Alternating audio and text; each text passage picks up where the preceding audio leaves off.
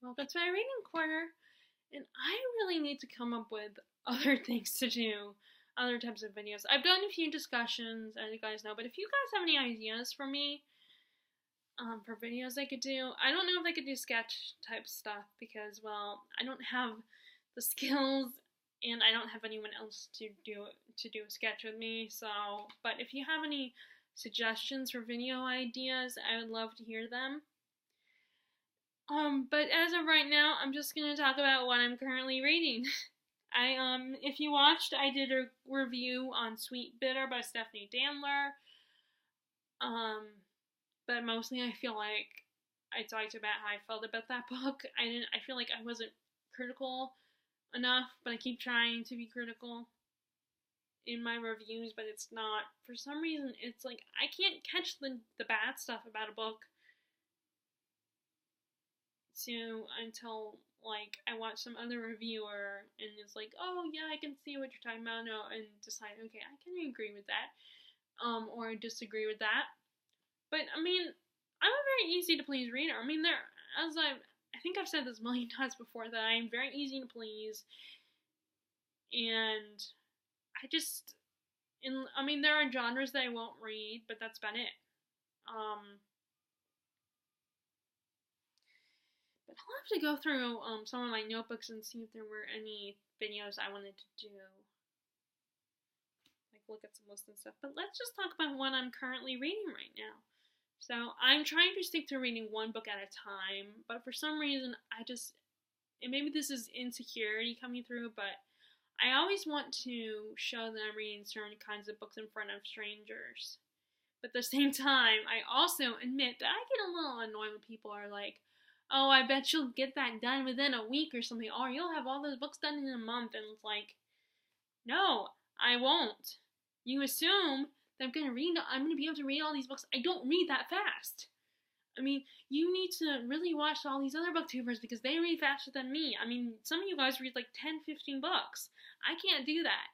And I just almost feel like a little on the defensive side when people just my relatives who aren't hardcore readers and my friends are like all like so impressed with my reading.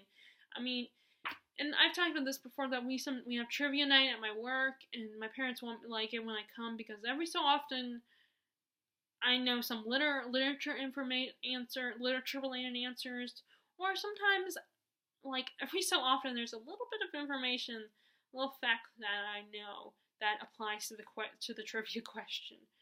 But that doesn't happen very often. But and I keep maybe in a way because it reminds me how there are booktubers out there who will read more than I do, and I feel guilty that I spend even more time in front of the TV or surfing the internet than reading when I should be reading a book. Which last year and this year I'm making that my goal to focus more on reading, but it's very easy as soon as I start. So I almost have to start reading first before I get on the computer or start watching TV. And but there are also times where I'm like talking about this and then preaching this and everything, and it's like, said the girl who's currently that has decided to go on YouTube and be like, oh, I'll just watch one video, or oh, let me just watch one more video, and just gets lost in that black hole. So I know it's my own fault. But anyway, so I'm trying to read one book at a time, focus on one book. I mean, I do have quite a few books started. And yesterday I was like, I don't care about the Super Bowl, but I wanted to be downstairs when they were watching TV, especially because we had my cousin and his girlfriend were visiting. So it's like I wanted to be around them, I wanted to be physically present there just to, because, in the past he's been disappointed that because I'll go hide in my room or something, because I would rather do that than do some of the stuff that they like to do, like, watching TV, fishing, golfing. So I try to make sure I'm around to spend time with him, because he doesn't, it's not like he lives close by, and he's family. He's like a brother to me. So I made sure that even though I was on my computer and I didn't care about the Super Bowl, I still made sure I was downstairs with them because I can't So, and I had my headphones on and everything. And I was just thinking, there were so many books I wanted to bring downstairs just to be like, here, look at all the books I'm reading. Or I'm reading a very adult book. I'm not just reading a kid's book. I just have a lot of insecurities about the reading thing. I almost want to be like, hey, this is what I'm capable of doing. But then at the same time, I don't want to be like, I don't want people to assume, oh, you're so impressive, oh, you can read this many books, or don't worry, you'll get all those books done within a week or a month. And it's like, no, I won't. So maybe I do this to myself. Maybe I give I give people that impression. I'm messed up, I'm weird. But anyway, so I finally started reading. This is my first true crime book. This is a book that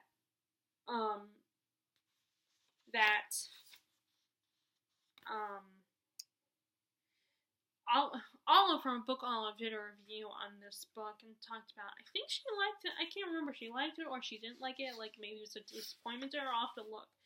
But either way, when I put it in, I filed it away in the back of my mind, and then I stopped at Gibbons bookstore. Like, unfortunately, like, I won't necessarily find something like this at the bookstore. Well, I might. Occasionally I have seen books like that there. But, I would probably be able to find this book. It was one of these things where I kept having to visit there and kept looking for it. And they didn't always have it, or if they didn't, it was a hardback one. And hardbacks, like I said, they're still, this was like $3, and the hardback book was like $4 or $5. So it's still, compared to paperback, still more pricey.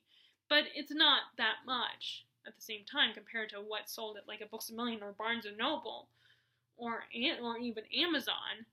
But still, I try to just stick to paperback books.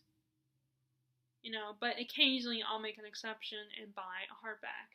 And that's where now I've got a lot of my hardbacks that I have on here, because I mostly bought paperbacks, unless occasionally someone bought me a hardback for Christmas or my birthday for a book I asked specifically for. But, so I was kind of looking for the paperback one. But, well, it says it's nonfiction. But,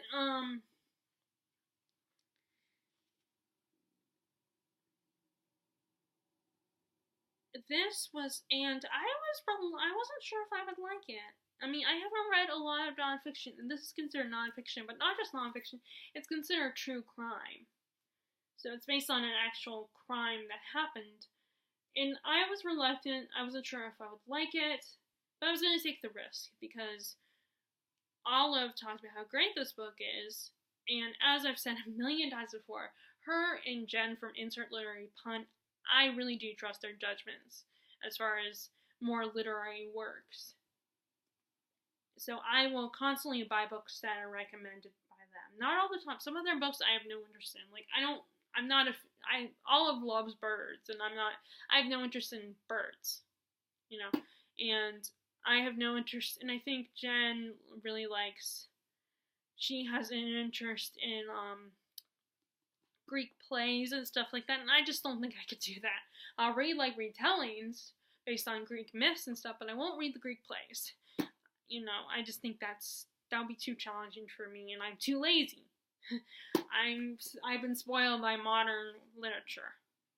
But as the best I'll do is classics, like Dickens and stuff like that.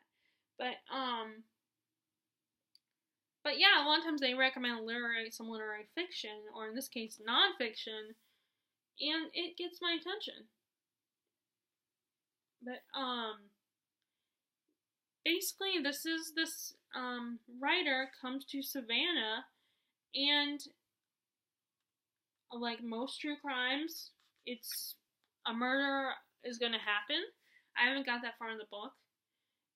And I guess he's gonna help solve it, or something. Like, he's gonna get mixed up in it.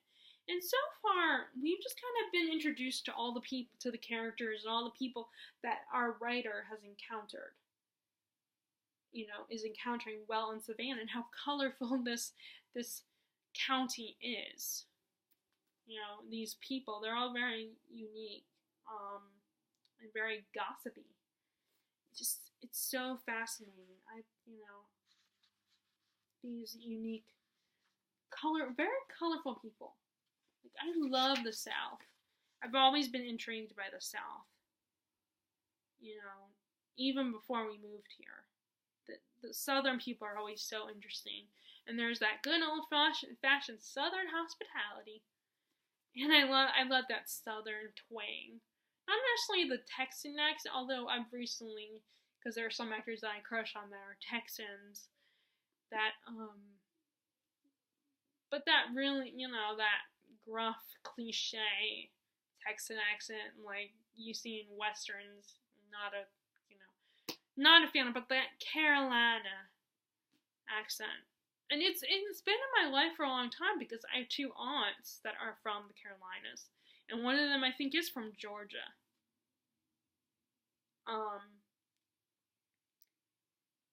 But just those old-fashioned beliefs and hospitality and just that, those strong roots, that culture, that Southern culture has always intrigued me. I mean, there are some things, of course, I don't like. They can be racist. They can be very racist in the South. That I don't agree with. But other than that, their culture is so interesting to me. And I really love how this book is written. It's written like a novel. It's written like a piece of literature. And I think I read another book. Right. My Brain on Fire by Suzanne Callahan or something. Calhoun. I don't know how. I can't remember how to say her last name. But My Brain on Fire, My Month of Madness is also kind of written like a literary memoir. Like, it's the story of this woman who, at something happens to her brain and she starts having seizures and hallucinations, I think, and just these horrible things happen to her, and she's telling about from what other people have told her happened to her. She's telling her story of that experience. And it is written like a piece of literature, a modern piece of literature, and this is written like a modern piece of literature. In fact, when I read it, though, I forget that I think it's in the 21st century. It's set in the present day, but just, it has that Old South setting that makes it seem very old-fashioned. This blurb by the New York Times book review says, "Elegant and wicked, Midnight in the Garden of Good and Evil might be the first true crime book that makes the reader want to book a bed and breakfast for an extended weekend at the scene of the crime." But anyway, this would actually, at a regular bookstore, this would be $14.95, but in Canada it's $21. I feel bad for Canadian booktubers because their book in Canada, the books aren't really expensive at the store. But and just like I feel like I almost forget. I have to remind myself when I'm reading the book that this is nonfiction. This is a true crime novel. And I looked to the definition yesterday to make sure it was, but just how it's written. And this is one of the books that I'm probably going to keep. Because I'm trying to get into the habit of actually reading the books that I bought from the bookstore, or the ones I'm debating about. I don't know if I'm going to love them or not. And, like, trying to decide, reading them, and then if I'm, that's so that I can actually fairly decide, do I really enjoy this book, or maybe I want to get rid of it. I mean, sometimes I do, I'm sure but sometimes there are books that I know that it was, in the moment, I was like, ooh, I want to get that one, and then when I buy it, I'm like, actually, I mean, after I've had it for a few, a week, or a month, or whatever, or even a year, I finally decide, right now, I don't actually really like it. In the moment I liked it, in the moment I was interested, but I'm trying to not do that anymore. What's really cool about this bookstore, where I got this book is sometimes it does have notes and stuff. Like this one says, "Get a taste of Savannah. Thought you may like this book. Read before you visit me." The guy who wrote it stayed at a B&B called Magnolia Place, where it overlooked the park. Hope you enjoy. B. So I wonder who B is. But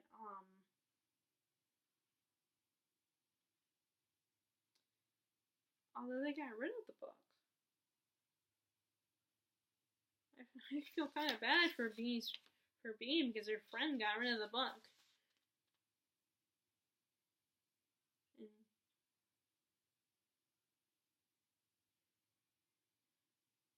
But I wish there was a way we could exchange notes. But oh, or well, no, I don't know if they would go. The author would go by his last name, but the author's last name starts with a B. But anyway, it's a very good and very entertaining. There are some very colorful characters in this book that I've met so far. So that's the book I'm most focused on. I have continued with. This is the book I've been bringing with me next to The Stand to work with me because, again, I can't bring the bigger books like that because they won't fit in my lunch bag. And that's what I like to do. I like to keep it since I don't have a locker because there's no point. I personally feel like there's no point in me getting a locker. So I just want to get a book that I can fit in my lunch bag. So I won't be sitting there doing, like, if I have to wait or something, or like during my 15-minute break when I could, instead of just eating and watch TV, I can eat and read a book instead. So I bring these mass market paperbacks. So we're right now in this book.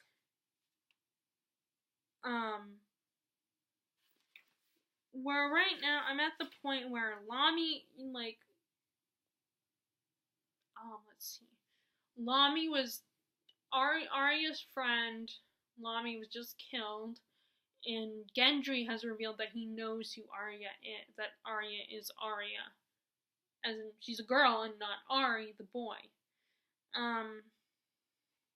And she finds out that he is the bastard son of Robert Baratheon. I think she finds out, although I don't know. I don't think Gendry actually knows that he's the bastard son. Let's see what else.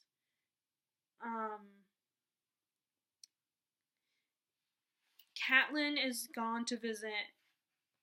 What is this? Not Robert, not Stannis. Renly Baratheon. To see, trying to make a deal with him.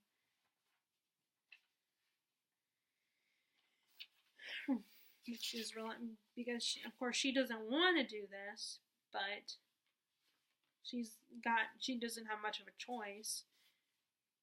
And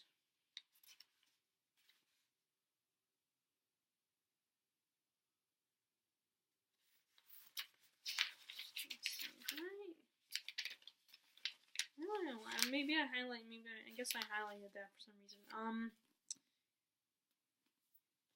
Let's see what else. We've also interacted with Tyrion, who is he's discovered the wildfire, and he's set up so that maybe they can use it in the war. Let's see what else. And then, the last part I read was, where is it?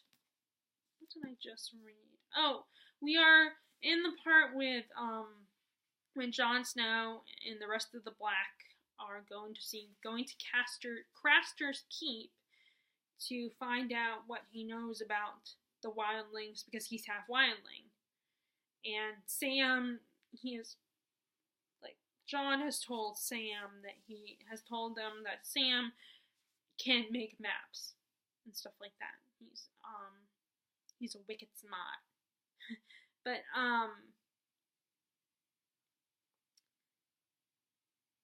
so that's where I am right now. The only problem with reading this at work, because I only have 15 minutes So I can't really read that much except for if I get to work early or if I have to wait for someone to pick me up. So I don't get to read that much, and these chapters can be kind of long. So yeah, so I normally can't end a chapter. And then the last book I've recently read is, I'm still reading this one, this big chunker. And it's so, and like I said,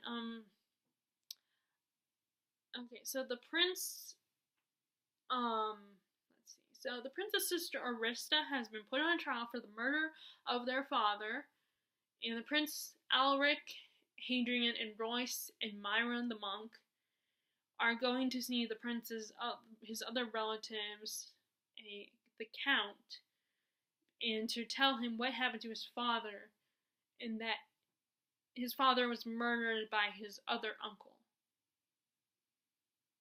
And this as far as like, I'm starting to like the prince again, and I kind of feel bad for him because he almost lost his life. Because I think because the uncle had sent people after him to kill him eventually.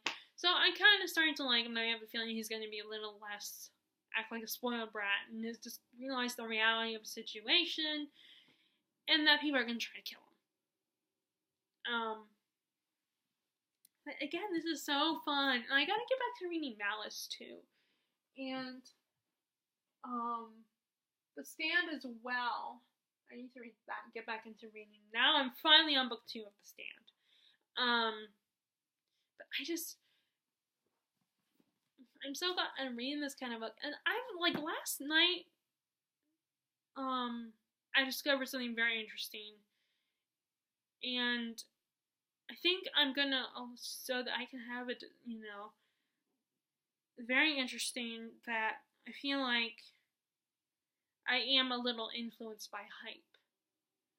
So what I might do is do a booktube discussion video where I talk about that. But I think what I want to do is go through my videos and see if I've done any discussion, like look at see if I've done any discussions that are similar to it, that I've already talked about this topic.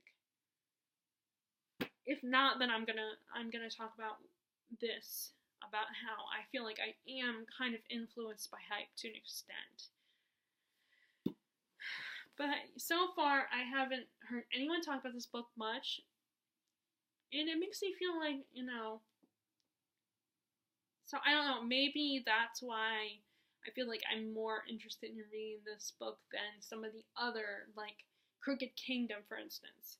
I mean, I'm enjoying Crooked Kingdom, and I want to keep going with it, but I feel like, because I've heard people talk about it, so it's like, in a way, I am being influenced by hype and stuff like that. Because people already talk about it, so it's like, I almost don't want to read it, or I'm not as excited to read it. But maybe it's just because it's not the new shiny book anymore for me. I don't know. But like I said, I might do a discussion video on that. But I'm gonna, if I've already kind of talked about that in some of my other discussion videos, I won't. And I apologize if I do decide to do a discussion video and I've talked about it a little bit, because I probably won't actually, when I say check out my videos and see if I've already done it, what I'm probably going to do is just look at the titles of my videos, go through them, and if there's no video with that title, then that means, oh, I must have, because I can't watch myself. It bugs me. But anyway, so that's my reading update right now. So if you love to hear what you guys are reading right now, feel free to share in the comments below. And if you like this video, be sure to give a thumbs up, click subscribe if you haven't already, and click the bell notification below if you want to be notified when I post and upload new videos. And as always, I hope you all are enjoying your reading, and I will talk to y'all later. Alright, bye!